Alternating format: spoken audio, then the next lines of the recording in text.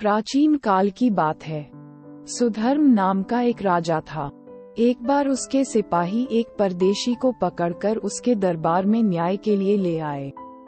उस परदेशी पर आरोप था कि वह नगर के एक व्यापारी के घर में चोरी करने की नीयत से घुसा और असफल रहने पर व्यापारी पर जानलेवा हमला भी किया।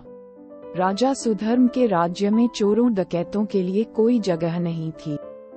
वह ऐसे असामाजिक तत्वों के साथ कोई रियायत नहीं बरतता था। यही कारण था कि उसके राज्य में सर्वत्र खुशहाली, अभय और अमन चैन था। एक परदेशी ने उसके राज्य में आकर चोरी करने का दुस्साहस किया।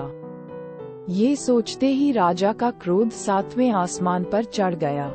उसने पूरा मामला सुनने के बाद फैसला दिया कि इस परदेशी को अगले दिन सुबह फांसी पर लटका दिया जाए। राजा का फैसला सुनने के बाद सिपाही जब उस परदेशी को लेकर जाने लगे तो वह परदेशी अपनी भाषा में कुछ अनशंट बकने लगा। राजा को लगा कि परदेशी ने जरूर उसी के संबंध में कुछ कहा है। उसने तुरंत अपने मंत्री से कहा, मंत्री जी, क्या आप बता सकते हैं कि इस परदेशी ने अभी अभी क्या कहा है? आप तो बहुत सी भाषाओं के जानकार हैं। मंत्री जी बोले, जी हाँ महाराज, मैं इस आदमी की भाषा समझ सकता हूँ। यह आदमी आपके न्याय की प्रशंसा कर रहा है। परदेशी उसके न्याय की प्रशंसा कर रहा है।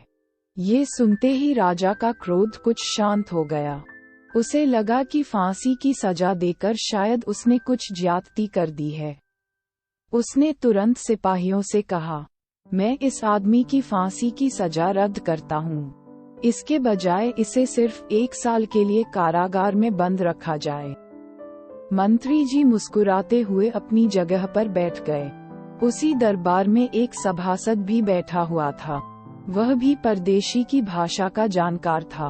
वह तुरंत अपने आसन से खड़े होकर बोला, महाराज, मंत्री जी ने आपसे झूठ बोला है। यह आदमी आपके न्याय की प्रशंसा नहीं कर रहा था बल्कि आपकी निंदा कर रहा था।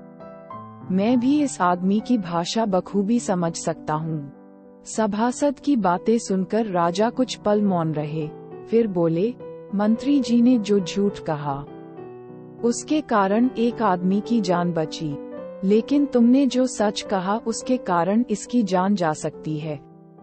मंत्री जी के झूठ में हित छिपा हुआ है जबकि तुम्हारे सच में अहित। किसी का अहित करने वाले सच की अपेक्षा किसी का हित करने वाला झूठ अधिक श्रेष्ठ होता है। इसलिए अब तुम अपनी जगह पर बैठ जाओ। राजा की बात सुनकर सभासद लज्जित होकर अपनी जगह पर बैठ गया। चोर परदेशी को राजा ने 1 साल के लिए कारागार में भिजवा दिया। दोस्तों, आपको ये एक राजा के न्याय की कहानी कैसी लगी? आप अपने कमेंट्स के द्वारा हमें अवश्य बताएं। ये पसंद आने पर लाइक और शेयर करें। ऐसी ही और मॉरल स्टोरीज, मोटिवेशनल स्टोरीज और किड्स स्टोरीज इन हिंदी देखने के लिए हमें सब्सक्राइब कर लें। धन्यवाद।